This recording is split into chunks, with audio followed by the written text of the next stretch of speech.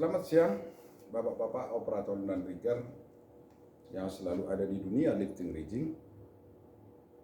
Kita sangat sering mengalami kendala dalam menghitung berat beban, karena terkadang berat beban itu kita tidak temukan nameplate, kita tidak temukan cargo manifest, kita tidak temukan juga misalkan daftar berat beban, maka kita akan hitung secara manual. Kemudian kita akan melihat bentuk beban itu. Pada umumnya ada yang seperti ini, ada bentuk seperti balok, ada balok campuran, ada seperti silinder atau tubular, ya macam-macam. Dan itu bisa kita hitung dengan menggunakan rumus-rumus yang pernah kita pelajari dulu sewaktu SMP atau SMA.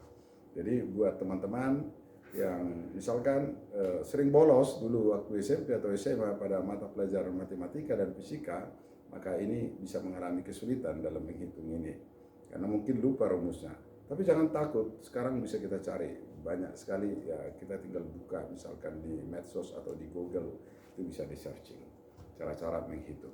Hitung aja misalkan dengan bahwa berat beban itu kita hitung misalkan kalau dia kotak, panjang kali lebar kali tinggi. Tapi yang perlu diingat, satuannya harus disamakan dulu. Kemudian setelah kita dapat isinya, baru itu kita kalikan terhadap berat jenis. Misalkan yang kita hitung itu adalah katakanlah besi. Besi itu atau besi baja itu kita kalikan dengan 7.850 kg per meter kubik. Atau yang kita hitung misalkan berbentuk silinder, katakanlah oli di dalam drum. Maka itu bisa dihitung dengan menggunakan rumus. Ya, kita cari dulu volumenya, yaitu dengan menggunakan rumus VR kuadrat kali T. Di mana V-nya kita tahu 22/7 atau 3,14 dan R-nya jari-jari, yaitu setengah dari diameter. Kemudian T-nya adalah berapa tinggi drumnya. Itu kita kalikan semuanya, maka akan dapat volumenya. Setelah ketemu volumenya, itu yang kita kalikan terhadap berat jenis. Misalkan berat jenis oli itu bisa kita cari tahu.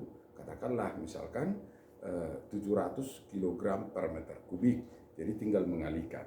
Jadi seperti itulah cara-cara bagaimana cara menghitung berat beban. Jika misalkan berat beban itu tidak diketahui, kita tidak temukan berapa sih berat beban ini, maka kita hitung secara manual. Dan itu nanti setelah dapat hitung-hitungannya, bisa kita verifikasi di logmeter saat kita atau di AML saat kita mengangkat beban tersebut menggunakan TMC atau menggunakan kren. Seperti itu. Terima kasih.